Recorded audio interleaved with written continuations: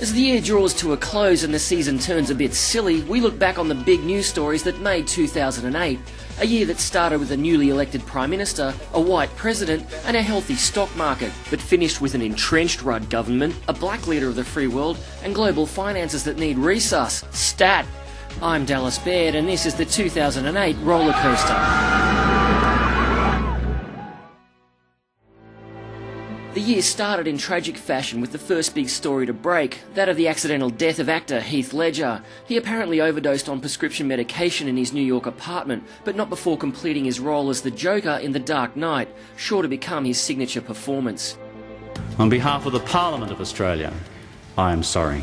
In February, the newly elected Kevin Rudd made good on his promise of an apology to Indigenous Australians. In the UK, the collapse of Northern Rock Building Society signalled the entry of the credit crunch into everyday consumers' lives. Riots broke out in Tibet in March as the Olympic torch made its way through the controversial province. We ran exclusive footage brought back by tourist Mike Smith. I heard an explosion and looked out the window, and down the far end of town there was smoke rising from the buildings. Potential Olympian Nick Darcy king-hit a fellow swimmer at a Sydney bar, leaving the man with a broken jaw. He was banned from the Beijing Olympic team despite protesting his innocence. He would later plead guilty to the assault in court. May was disaster month. First, a cyclone tore through the South Asian country of Myanmar. The effects of the storm were made all the worse by the refusal of the military government to allow foreign aid into the country. Over 130,000 people were believed to have died, many after the storm. Hot on the heels of this tragedy was the massive earthquake in central China. The Sichuan quake measured 8 on the Richter scale and left nearly 70,000 dead. The Chinese government's response couldn't have been more different, however. A massive aid program swung into action immediately. Tragedy also struck on Sydney Harbour when a stolen boat full of joyriders collided with a trawler, throwing most on board into the water. 6 people died. Who are you? You bloody idiots! June saw perhaps the beginning of the end for Zimbabwe's ageing dictator Robert Mugabe. He simply ignored an election defeat and called for a second poll, but only after a campaign of terror against the opposition brought a result much more to his liking. The middle of the year also saw record petrol prices across the country, with queues forming for anything that even resembled cheap fuel. The eyes of at least the Catholic world were on Sydney in July as it hosted World Youth Day.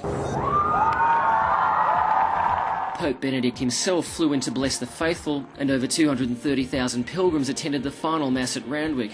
Not surprising perhaps, seeing as attendees were granted time off from purgatory in the afterlife. But will anyone forgive these interpretive dances?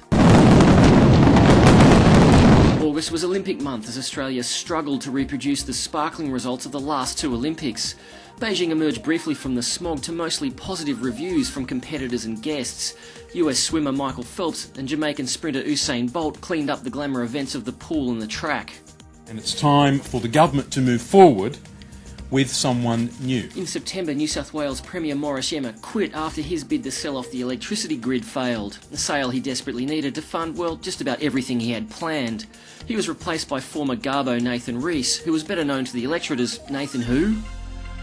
October saw the rollercoaster ride really kick in. Share market turmoil, bank collapses and emergency bailouts became the norm. The US pumped nearly $1 trillion into their economy, Europe did similar, and Russia was actually nice to Iceland when they bailed out their largest bank. Riding this wave of uncertainty in November, all the way to the White House, was Barack Obama. If there is anyone out there who still doubts that America is a place where all things are possible, tonight is your answer. A marathon campaign, first for the Democratic nomination, then for the top job, ended with a comfortable win for the Chicago lawyer, the first ever black president.